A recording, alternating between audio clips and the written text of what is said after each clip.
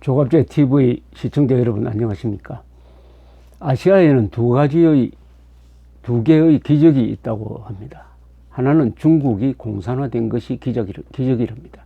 원래 중국 사람들은 어떤 교조적 통치 이데올로기에 넘어가는 사람들이 아닌 아주 실용적인 사람들입니다. 그리고 돈벌이를 아주 좋아하고 이런 사람들은 잘 공산주의를 받아들이기 어렵습니다. 그런데 공산화가 됐습니다. 그게 기적이라는 겁니다. 그럼 뭐 여러 가지 설명이 가능하겠는데, 모택동이라는 이런 아주 혁명, 어떻게 보면 군사적 천재가 나와가지고, 또 일본이 중국을 친 중일 전쟁이 중국을 약화시켜서, 장개석 군대를 약화시켜서 모택동이를 도와준 측면이 있습니다. 중일 전쟁 때 장개석이가 주로 일본과 싸우고 중공군은 뒤에 빠져가지고 오히려 장개석을 등 뒤에서 치는 이런 전쟁을 하다가 보니까 장개석 군대가 약해져서 2차 세계대전이 끝나니까 힘을 잃고, 또 장개석 군대의 문제가 이 부패 문제였습니다. 그러나 모택동의 이른바 인민해방군은 아주 깨끗한 군대였어요. 이런 등등으로 해가지고 중국이 공산화되는 기적이 일어났습니다. 두 번째 기적은 뭐냐? 한국이 공산화 안 된 게 기적이랍니다. 한국은 세계 2대 공산국가인 중국, 소련의 앞잡이, 북한, 완전히 유라시아 대륙이 벌겋게 된 상황에서 휴전선 남쪽에서 이 자유를 지켜냈습니다. 또 한국의 역사가 식민 통치를 받고 가난하고, 또 무엇보다도 이 관념적인 지식인들이 지배하는 이런 나라는 공산주의 선동에 딱 넘어가게 돼 있는데 안 넘어가고 자유민주주의 시장경제를 지켜냈습니다. 이것이 기적이라는 겁니다. 이 기적은 이승만 없이는 설명할 수가 없죠. 이승만이라는, 어떻게 보면 하늘에서 내린 것과 같은 위대한 인간이 혼련이 나타나가지고 공산주의를 그 본질에서부터 전략까지 정확하게 파악을 해가지고 일찍부터 공산주의는 안 된다. 공산주의는 호열자와 같다. 인간은 호열자와 같이 살 수 없다. 자유 위에 나라를 세워야 한다. 그렇게 하면 나라가 부강한 나라가 된다. 이런 확신을 가지고, 그 카리스마를 가지고 나이 70 넘어서 미국의 반대를 무릅쓰고 세운 나라입니다. 그야말로 기적이죠. 그런데 교과서는, 우리 한국사, 고등학교 한국사 교과서는 어떻게 가르치느냐? 김구를 들어서 이승만을 칩니다. 김구를 높이고 높아진 김구로 하여금 이승만을 짓밟게 만듭니다. 김구, 이승만을 이렇게 대치시킵니다. 김구, 이승만 두 사람은 오랫동안 동지적 관계였습니다. 서로 존경했습니다. 둘 다 기독교인이었습니다. 둘 다 공산주의를 싫어했어요. 그런데 마지막, 김구가 1949년에 암살되는데 그 마지막 2년 정도가 김구, 이승만의 노선이 달라졌습니다. 참으로 안타까운 일입니다. 이 아시아 대륙의 거의 모든 독립운동은 좌익이 주도했습니다. 그러나 한국은 임시정부에서 좌파의 도전이 있긴 했지만은, 그러나 자유민주주의 노선을 견지를 할 수 있었던 것은, 그것은 이승만, 김구라는 분이 버티었기 때문입니다. 김구는 한때 이승만 이상으로 반공주의자다, 우익이다 해가지고 공산주의로부터 욕을 먹은 적이 있습니다. 그러나 대한민국이 건국되는 1948년에는 이 건국을 반대하는 입장에 서고 말았습니다. 참으로 안타까운 일이죠.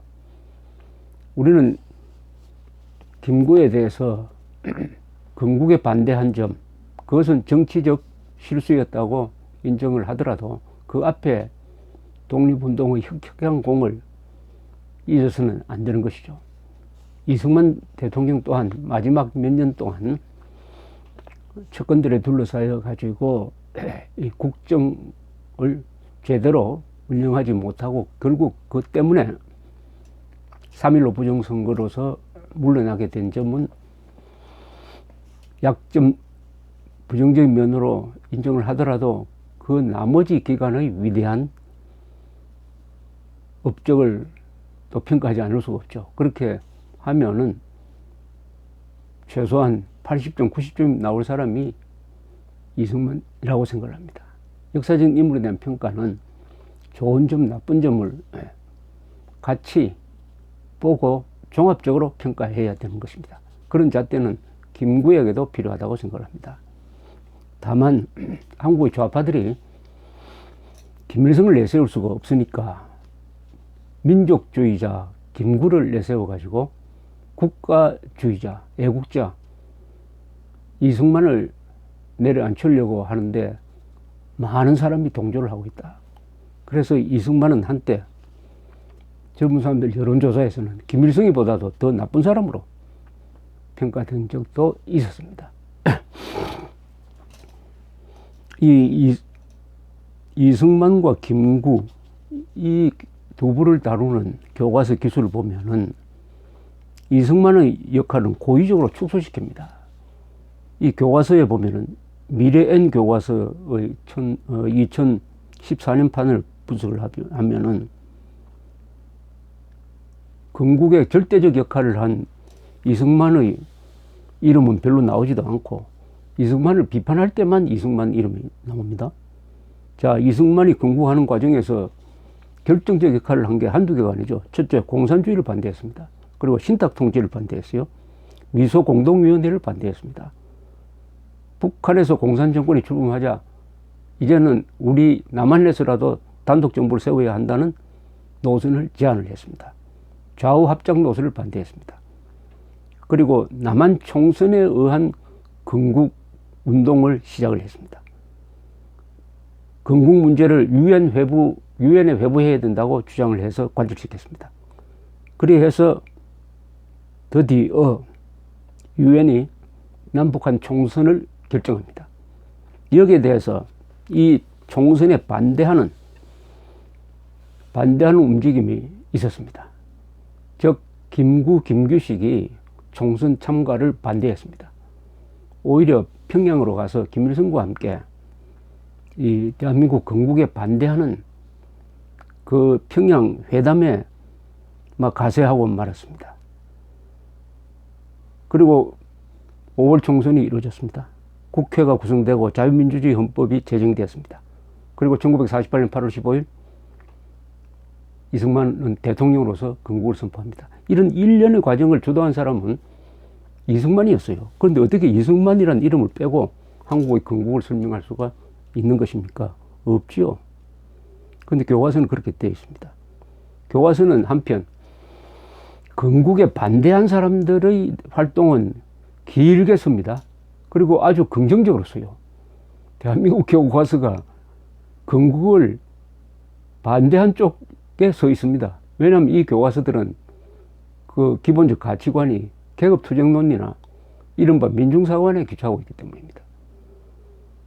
어떻게 이럴 수가 있느냐. 예컨대 대한민국 건국에 반대한 제주도 4.3 사건을 무장봉기라고 미화를 하고 있습니다.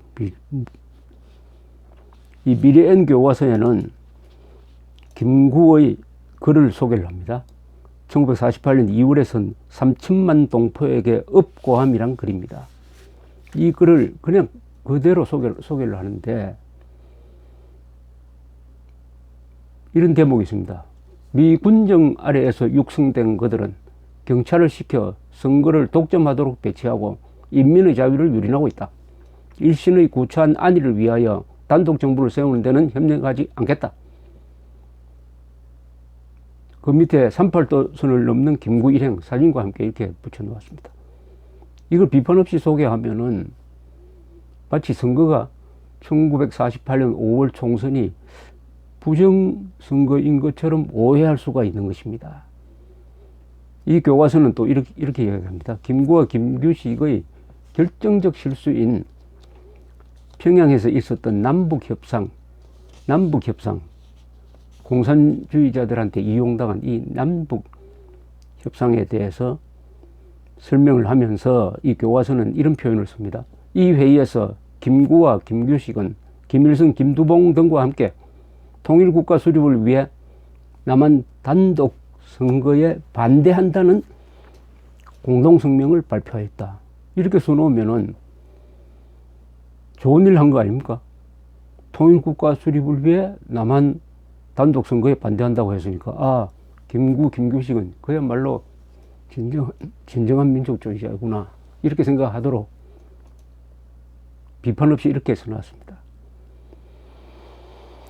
자, 이 김구와 김규식이 한 역할을 그 당시의 역사 속에서 보면은 뭐 뚜렷해집니다.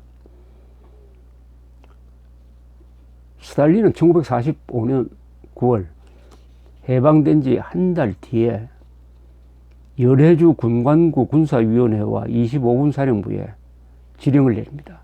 북한의 공산정권을 세우라. 는 지령을 내립니다. 이게 결정적입니다. 즉 38도선 이북에 공산정권을 세우라. 원래 그렇게 하게 돼 있지 않았어요. 38도선은 그냥 미군, 소련군이 일본군의 항복을 받는 편의를 위해서 그은 선인데 그것을 국경선으로 바꾸는 북한의 정권을 수립해라. 공산정권을 수립해라는 지시를 내린 스탈린의 이 9월 지시야말로 한반도를 분단시킨 책임을 져야 할 명백한 자료인 것입니다. 그래서 38도선이 지금까지 분단으로 이어진 책임은 미국과 소련이 공동 책임져야 될 문제가 아니고 소련이 져야 합니다. 미국은 어떻게 하든지 협상을 해가지고 한반도에 통일국가를 세우려고 했고 소련은 그 전에 이미 45년 9월에 공산정권을 수립하겠다고 딱 지령을 내렸으니까 그때부터 분단은 기정사실로 된 것이죠.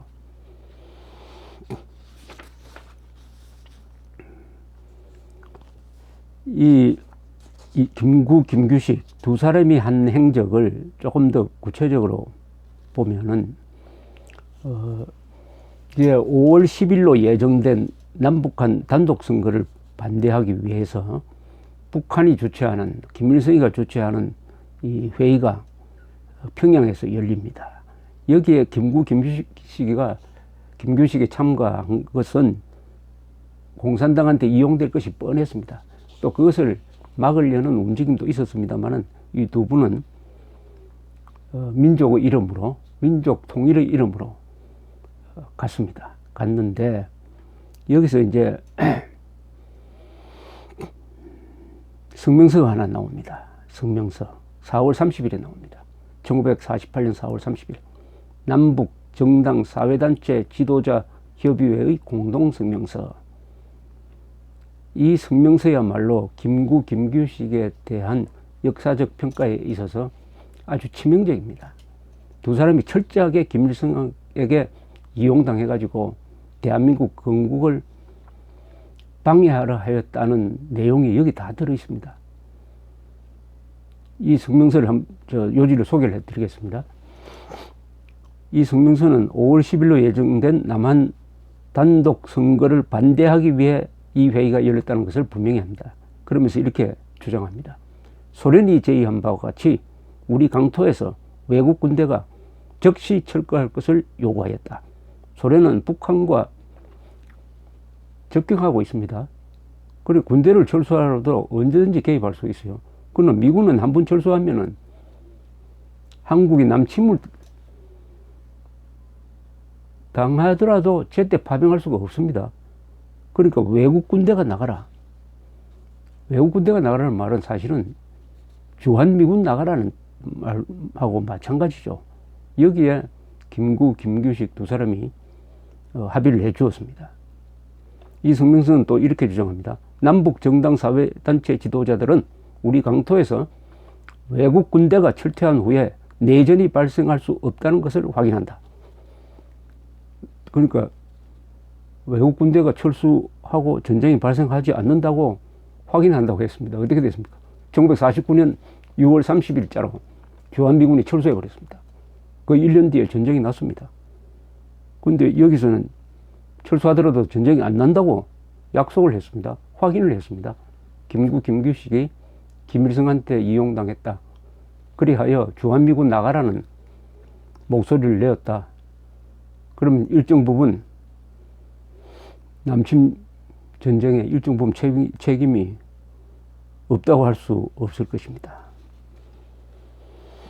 이승만서는 또 이렇게 외칩니다. 외국 군대가 철퇴한 이후 하기 제정당 단체들은 공동명의로서 전 조선 정치회의를 소집하여 임시정부를 수립하고 선거를 통하여 통일적 민주정부를 수립하여야 할 것이다.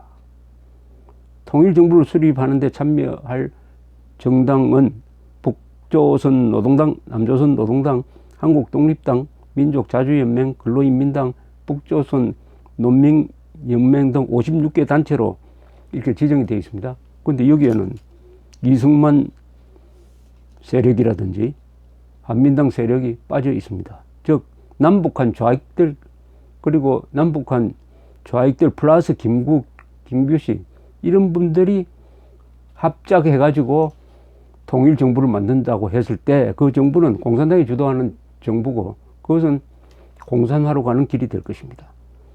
여기에서도 김규식은 이용당하고 말았던 것입니다. 근데 이 두 사람이 이렇게 아무리 발표를 했지만은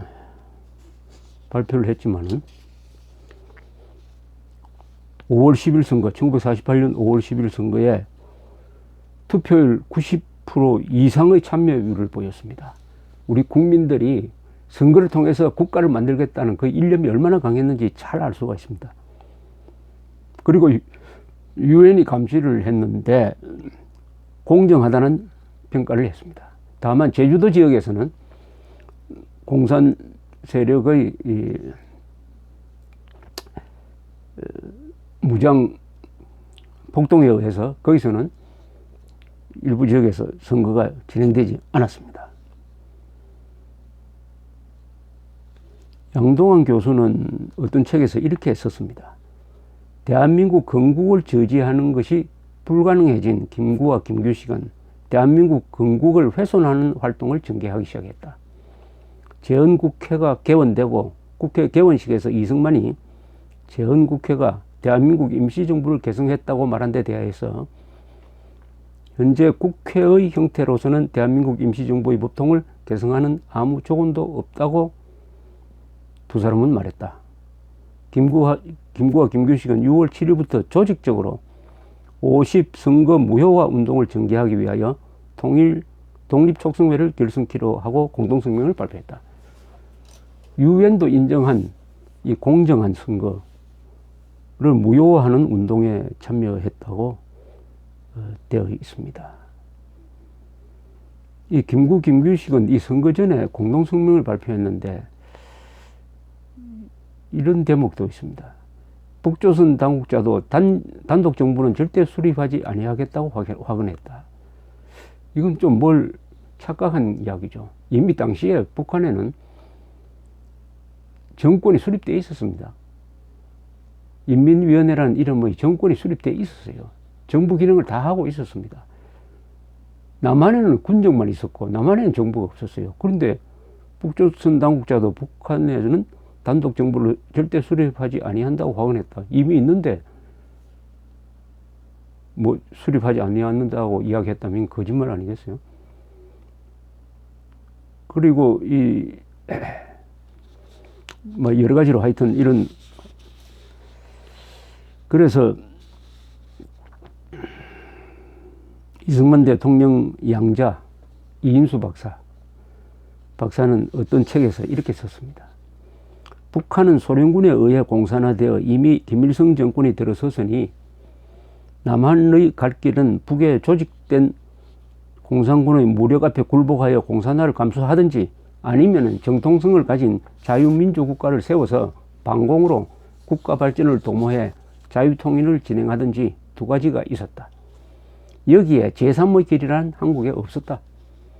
김구와 김규식, 양김은 북한에 가서 이미 양성된 공산군의 실태를 보고 남한에 정부를 수립해도 곧 붉은 군대가 쳐내려와 인민공화국이 될 터이니 대한민국을 건국할 필요가 없다고 끝까지 소련과 북한 공산정권의 편을 들어 정부 수립을 반대하다가 마침내 해방정국의 미화가 되고 말았다.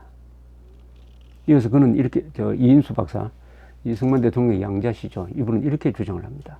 김구와 김규식은 북의 공산 집단이 머지않아 남침에 올 것을 알고 돌아왔다. 그러면서 김씨는 그럴 일은 없다고 거짓 성명을 했다. 북한이 남침하지 않는다고 했다. 정부를 수립해 봐야 곧 없어질 것이라는 확신이 그들의 강력한 건국 반대였다. 북한이 쳐내려올 것이라는 것을 북한에 가보고 알았기 때문에 이 대한민국 세워봤자 이거 곧 없어질 것이다. 그런 확신을 가지고 대한민국 건국에 반대했다. 이렇게 이야기를 하고 있습니다. 그대로 있다가 공산화 통일이 되어야 한다는 것이 그들의 민족 통일이었다. 김구는 서산대사의 한시구절 눈 덮인 들판을 걸어갈 때 함부로 걷지 말지니라. 오늘 내가 걸어간 발자국은 뒷사람의 이정표가 되리니를 애송했다. 맞는 말이다. 그러나 그 눈길을 김구는 옳게 걸어갔는가? 과연 김구를 따르는 용공통일의 길이 옳았던 것인가? 반세기 이상을 신문과 방송에 김구 찬양 일색인데 과연 그 추종자들이 우리 사회를 이롭게 하고 있는가? 김구는 저항민족주의자일 뿐이다. 대한민국 임시정부의 간판을 유지하였던 공로는 1945년까지 형력하였다. 역사의 진실을 가리고 한국 사회가 지금도 김구 예찬론으로 일관하고 있는 것은 참으로 기막힌 일이다. 이렇게 썼습니다. 김구는 민족주의자로서 생을 끝냈다. 이렇게 정리를 할 수 있습니다. 그러나 이승만 대통령은 민족주의에 머물지 않았습니다. 민족보다도 국가가 더 중요하다고 생각했습니다. 민족보다 국가가 더 중요하다. 국가가 성립되려면은 통치 이념이 있어야 하고 그것은 자유민주주의여야 한다. 이 국가는 자유 위에 세워야 한다. 자유에 반대하는 공산주의자와는 같이 국가를 세울 수가 없다. 그 공산주의자는 사대주의자다. 한국인은 얼굴을 하고 있지만 사실상 소련 사람과 마찬가지다. 러시아 사람과 마찬가지다.